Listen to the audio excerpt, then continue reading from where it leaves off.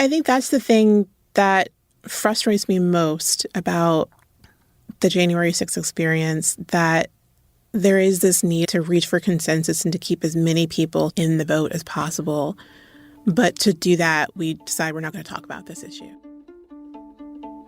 That was staff counsel Candace Phoenix in the new podcast series from our Body Politic, focused on the events of January 6th. This is Epicenter NYC. We connect our communities to news, information, and each other. I'm your host, Amber Castillo. This month marks 3 years since the world watched as rioters violently stormed the Capitol with the intent to overturn the 2020 presidential election. Since then, hundreds have been arrested and sentenced for their crimes on January 6th, and a congressional committee was formed to investigate how this could have happened. Last week, URL media partner, our Body Politic, released a 6-part podcast series exploring the inner workings of this committee. Today, we'll share highlights from the series, specifically focusing on the role of white supremacy in the insurrection.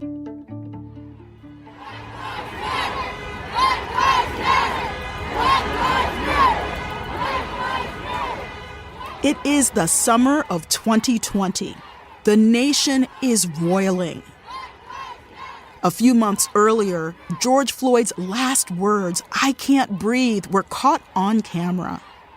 As white Minneapolis police officer Derek Chauvin crushed the life out of a man in front of a crowd of horrified onlookers, Floyd's name joined a growing list of Black people killed by the police.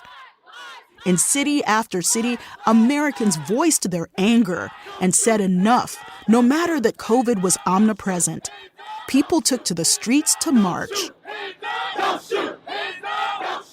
Marcus Childress was no exception. I didn't just watch it, I participated in it. My wife and I were active participants in the Black Lives Matter protests. We threw a protest in Richmond myself where we led and organized it.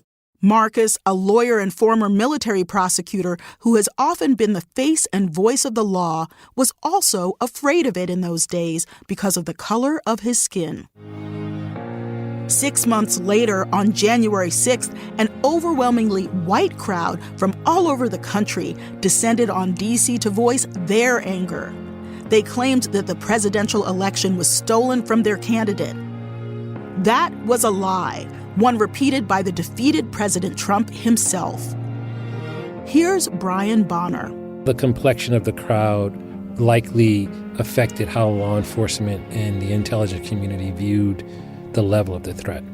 I think that that's something that a person of color, particularly a person of color that comes from an impoverished background, has a unique perspective on. Marcus again. And then to watch all the footage that I watched of January 6th and not see that same type of fear or even deference was something that was hard to circle or square for me. I understand why. I'm not naive. But when we live those experiences just months apart, it's telling.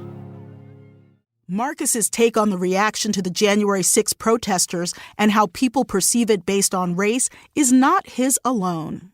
On a really personal note, watching the attack on January 6th, the first thought was if these were people of color attacking the Capitol, there would be an incredibly different response. That is Samia Dayananda. She questions whether intelligence gathering failed because the brewing storm was white, not Black. If people of color had posted on Parler these exact same words, would they have been deemed credible? Right? Would there have been this initial reflex of this is First Amendment protected speech? Would it have been perceived differently by those in law enforcement who are tasked with assessing intelligence? And I don't think you can put that aside. For Robin, he drilled down on race in his studies at Harvard. He looked at what it means to be white. I wrote my senior thesis in college about how remarkably inclusive the white label can be. And then, of course, remarkably exclusive, right? It really in this country has meant non-Black. It's always in stark contrast to Black people. Robin remembers how race came up behind closed doors during a deposition of former Capitol Police Chief Stephen Sund. We were getting on him for sort of shifting blame to others below him. Something had been put up by the Capitol Police that had warned that the target would be Congress. Its own intelligence division said that and put that out. And he read it, but still thought the intelligence didn't necessarily support different preparations. So we were grilling him. We were really laying into him, I guess. And I remember Vice Chair Cheney, jumped in and she was, I just have one question. Could you have foreseen that the American president would direct a mob of armed people who he knew were armed to the Capitol to storm it? And then the chief says, no. And she goes, okay, thank you. No further question. This back and forth over how much focus white supremacy should get was recurring. Here's Candace Phoenix, leader of the Purple Team. I think one of the things that really helped me dissect and define what I saw in the crowds on that day, on January 6th, because I remember talking to some other staffers and some members about how I did think white supremacy was the central theme of what happened. And some of the responses were, well, that's too broad a brush because, QAnon, they're not white supremacists. They're just, conspiracy theorists, or this other group, they're not white supremacists. And having to do a lot of education for folks to understand, to draw the parallels, to understand the history that's rooted in when QAnon has very anti-Semitic tropes and memes and language that people may or may not consciously understand being rooted in that, but that's where it comes from. And trying to help people understand that what we saw on January 6th was, different denominations of white supremacy.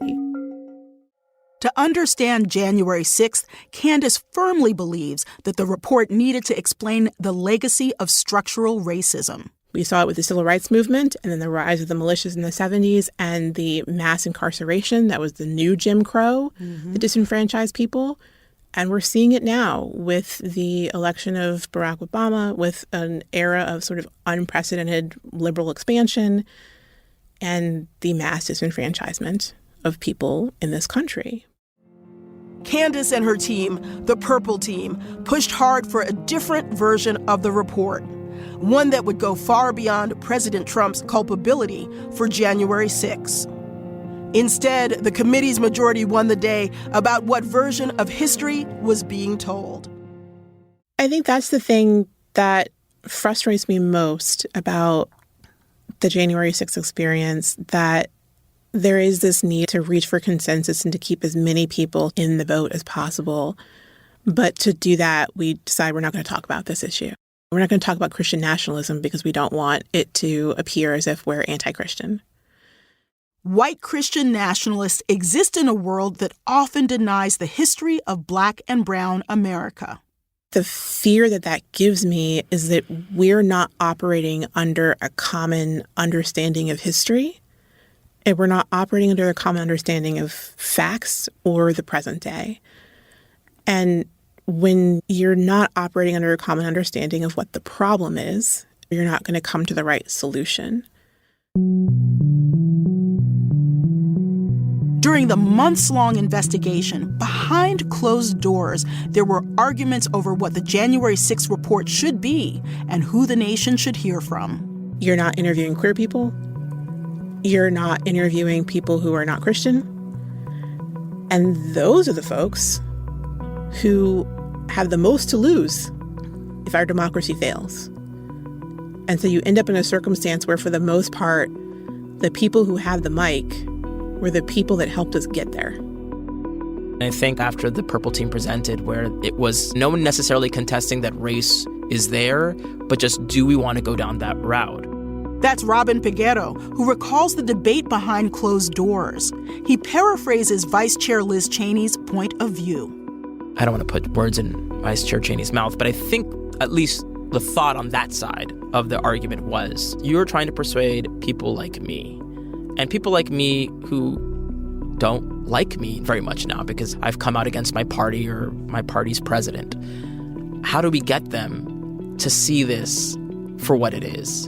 And do we need to have that argument right now in these pages? Our investigators told us that Vice Chair Cheney insisted that the January 6th report focus on President Trump, his lies about the 2020 presidential election, and his efforts to alter the outcome. She declined to speak to us. Here is Chair Benny Thompson's take on the two versions of what the January 6th report could be. Ken is absolutely right. As a black person from the South, I know a majority of that work was something that was absolutely necessary. Still, he is a politician.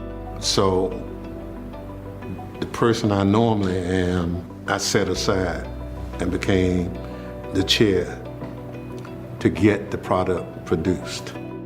Robin ultimately understood Chairman Thompson's decision. We need to keep the eye on the ball, which is the former president seeking to end American democracy. That's what this has got to be about. We were trying to convert people to this notion that white supremacy really was at the center of what happened on January 6th. It explains why law enforcement did not take it seriously enough. It explains in some ways why social media did not get their act together and why they didn't take it seriously enough. It explains why we had the rise of violent militias. There were a lot of folks that we talked to, even experts, who would tell us, well, these militias aren't racist, they're anti-government. It was really important to us because defining the problem determines the solution. Yes. This very American history of progress, enfranchisement, backlash, disenfranchisement, and to help people see that we are in an era of backlash and disenfranchisement. We saw it with the Civil War and enfranchisement, and then Reconstruction gave way to all of those Jim Crow laws that disenfranchised people. It was really important to us to connect the big lie to the decades of discussion about voter suppression and voter intimidation before that, and the ongoing effort in states to pass more and more restrictive laws to disenfranchise people. Mm-hmm. Because you don't get to a violent insurrection on January 6th if you can disenfranchise the people who wouldn't have voted for Trump. And that is the fear and the danger that we on the Purple Team were constantly trying to inject into the conversation, to understand that the problem is bigger than Trump and will exist after Trump. As we look ahead to the 2024 elections, we want to make sure we're also looking back to the insurrection and what was left in its wake. We think it's not hyperbole to say that January 6th likely foreshadowed a lot more of what we'll see this year. The full series, titled An American Story and the Our Body Politic podcast, is created and hosted by award-winning journalist Farai Chideya. You can check out the full episodes by clicking the link in our show notes or by visiting ourbodypolitic.com. To listen to the full conversation, click the link in our show notes or head over to localnewsmatterspodcast.com. And to learn more about URL Media and check out our fellow members, visit url-media.com. That's all for today. Thanks for listening, and thanks for supporting us as we do our best to support our community. We couldn't do it without you. For more stories like this, make sure to subscribe to our newsletter at epicenter-nyc.com. Our intro music is All the Pretty Horses by Karavika. You can find more of their music on their website, linked to in our podcast description.